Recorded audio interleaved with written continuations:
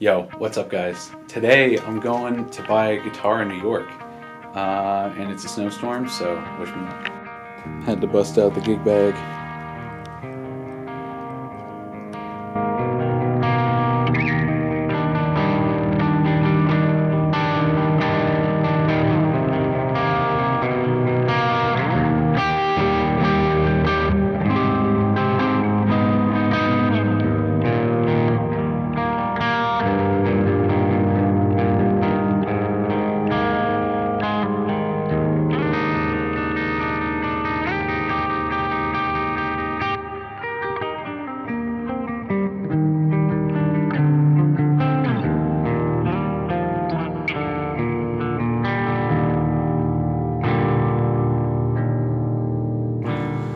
So it's been a few days since I started this video. I just haven't had time to sit down and actually talk through what happened.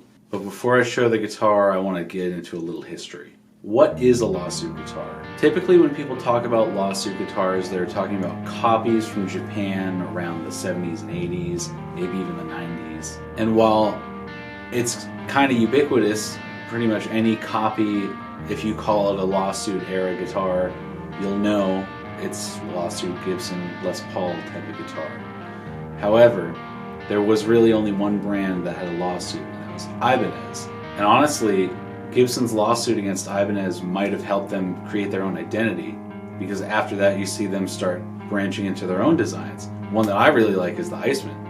And even though this lawsuit did help Gibson in some form, realistically what ended up happening was Gibson and Fender and some other brands ended up licensing factories in Japan who at the time were creating better versions of the American-made guitars. Much more attention to detail.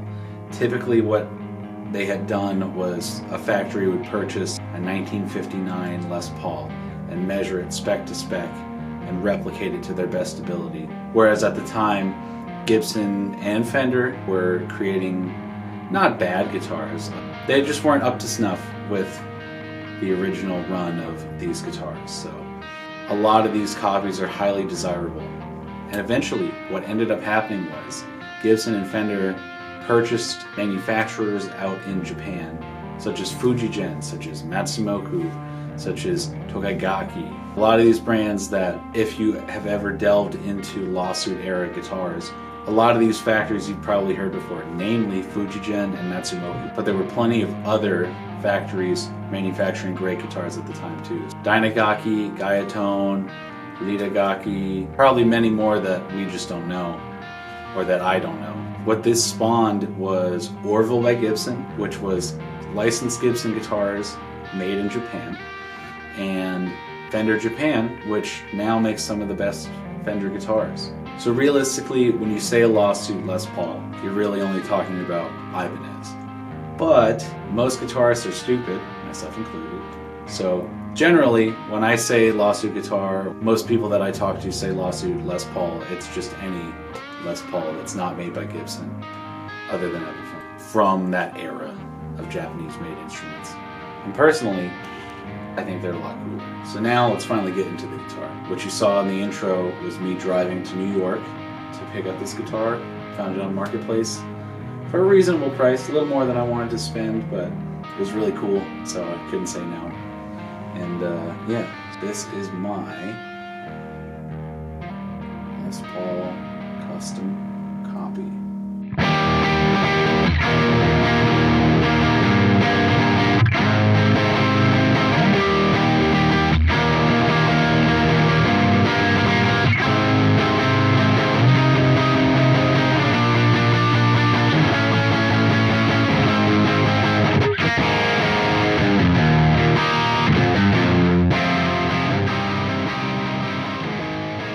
By the brand Gaban.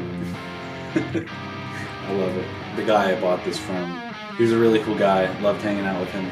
And it was funny because he was like, yeah, it almost looks like Gibson. It's pretty close. So you can kind of fool some people with it. This thing is really cool. It's been played so much. You can see the actual clear coat over the finish. This is the actual color of the guitar. But the clear coat, it looks like someone just blew cigarettes on it for years, which is gross, but it's a cream Les Paul custom, you know. So I think it rocks. I'm a big fan. He told me he actually aged these speed knobs himself. And there's some quirks, which we'll get into, but I think this thing is really, really cool. I love Les Paul customs, but I'm never in my life going to be able to own one. And this is, you know, a vintage Les Paul custom. So.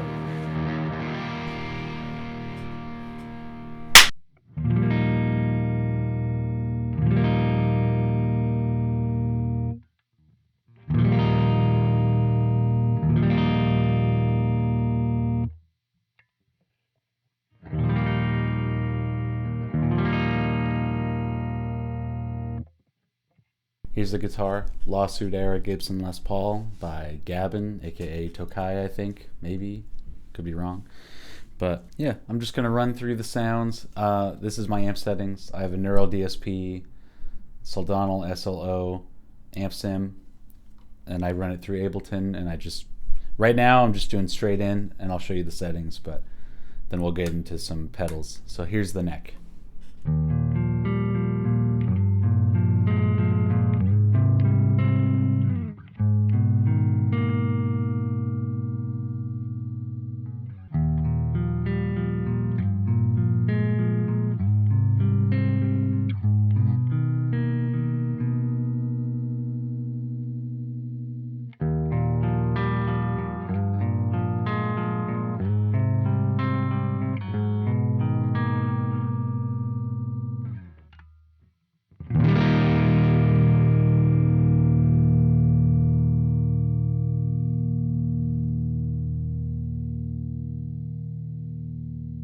It's really resonant.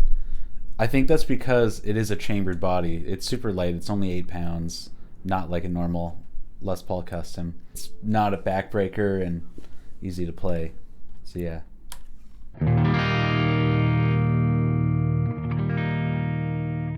I'm gonna kick on my Bowman Audio Endeavors.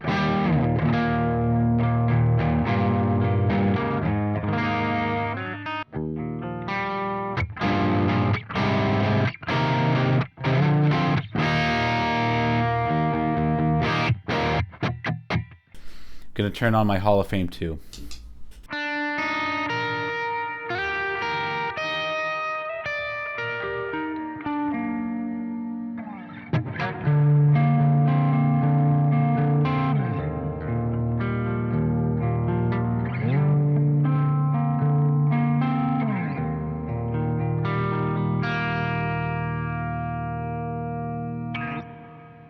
Let's do a little heavier tone. This is the Bowman Audio Endeavors and the Greer Lightspeed.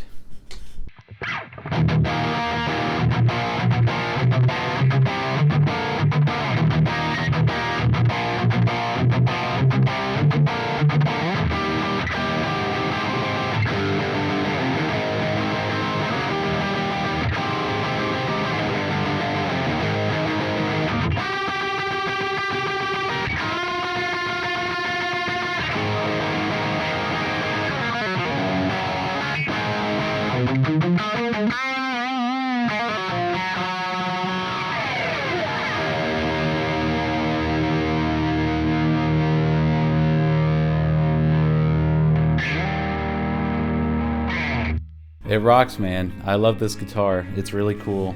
It needs some work. One thing I haven't mentioned yet, and it's the biggest quirk of the guitar. The pickups are pretty microphonic, especially when you have more distortion on. Some of the things I plan on getting is a volume pot and a new toggle. I'm gonna have it so that it's just one volume, one 3-way switch. I'm gonna leave these for the look, but they're not gonna be connected to anything. One of my friends from the UK actually just sent me some Tone Rider Alnico 4 pickups to try in here. I'm super excited to see how those sound.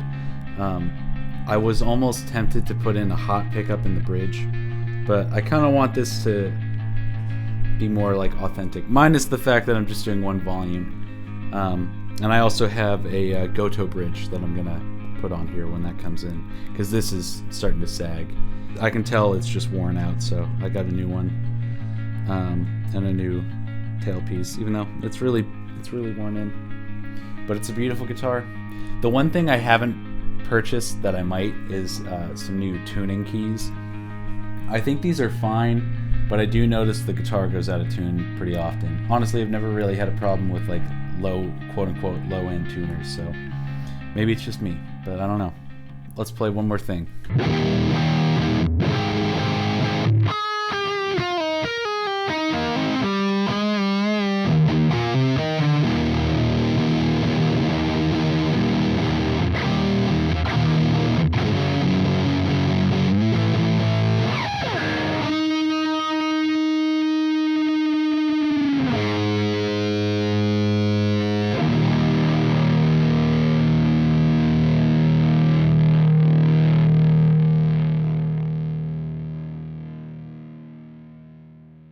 So yeah, this is the Gaban Les Paul Custom. I'm so excited to use this guitar and work on this guitar. I feel lucky. I feel like I have a real vintage Les Paul Custom, you know? Something I dreamt of having when I was a kid. I'm excited. I'm really excited to work on this thing, and I can't wait for the pieces to come in the mail. And you know, I'll definitely make a follow-up video about that, and I might make another follow-up video about turning these pickups into microphones, because how microphonic they are is really inspiring to me, and I really want to use them as a microphone in the future. So thanks so much for watching, guys. I really appreciate it, and I hope that this is good insight for you guys, maybe good history. Never know how to finish these things, so if you like what you watched, feel free to hit subscribe. I really appreciate it. Yeah, thanks so much for watching, y'all. Have a good one.